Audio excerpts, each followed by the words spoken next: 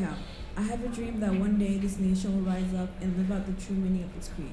We hold these truths to be self-evident, that all men are created equal, the awe and admiration reflected off the faces of the crowd. I have a dream that my 4 children will one day live in a nation where they will not be judged by the color of their skin, but by the content of their character.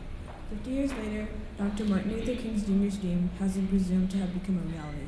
Though he, as with many other preachers of peace, was not able to survive to see his vision become reality, his legacy and dream has endured far beyond his age.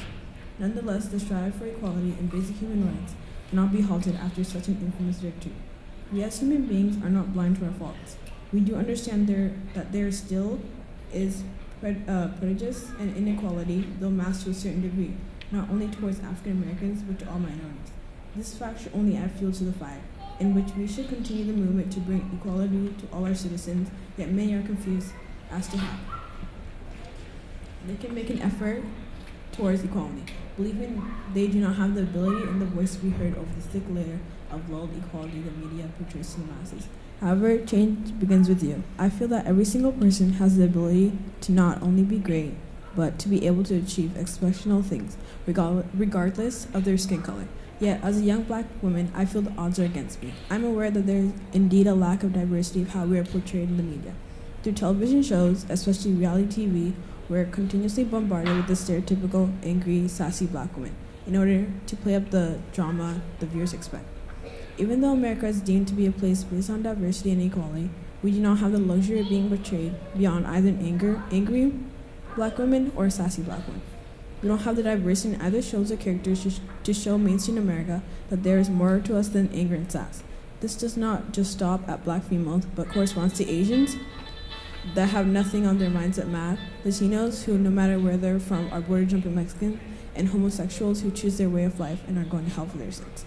Despite the fact that there will never be an end to stereotypes, we should, as a community, be able to knock down these stereotypes that have been put up to stop us from reaching our full potential. Yet, after the civil rights movement, there seemed to be a standstill on our accomplishments as a whole. Yes, we do have an African-American president, but the fact that he doesn't look like the other 42 presidents before him has labeled him a radical Islamic Kenyan. After President Barack Obama won his second term, social networks such as Twitter were fired up with racist tweets. Many of these tweets are in fact from teenagers that were not raised in the era of segregation and oppression of the Negro.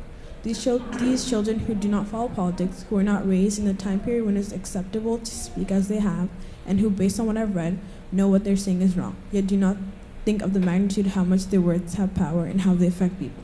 The fact that there are people my age, the ones who are to take over this country in 20 years' time, think that a nigger cannot accomplish anything besides licking the shoes of our master is to be a warning to my generation of how not only do your own actions and words affect you and how people perceive you, but it also affects everyone that even looks like you.